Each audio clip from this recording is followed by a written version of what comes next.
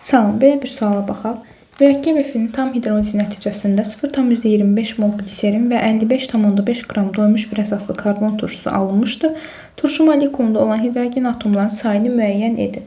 Mürəkkəb F-nin hidrolizi nəticəsində bilirik ki, alınır doymuş bir əsaslı karbon turşusu və bizə həmçinin deyir ki, spirt olaraq gliserin alınmışdır. Bunu bu formada yazaq. Mürəkkəb F-ir.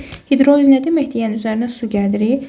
Alınıb karbon turşusu və gliserin. Biz bunu əmsallaşdırsaq, turşunun və suyun qarşısına əmsal olaraq 3 yazırıq.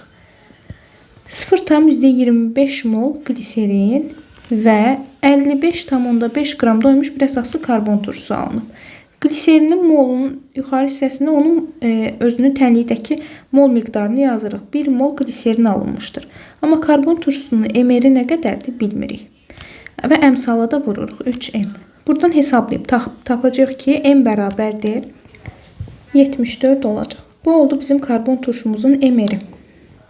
Və karbon turşularının ümumi formulu CnH2-in O2 şəklindədir.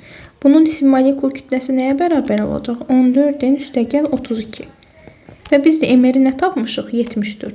14-ün üstəgəl 32-ni bərabər eləyirik 74-ə. Buradan da tapırıq ki, N bərabərdir 3. Demək, bizim karbon turşumuzun molekulunda 3 dənə karbon var. Turşu molekulunda olan hidrogen atomlarının sayını istəyir. Formulu yerinə yazsaq, N'in qiymətini 3 tapdıq. C3, 2 dəfə 3, 6, O2. Hidrogen atomlarında sayı olacaq 6. 20-də B variantı.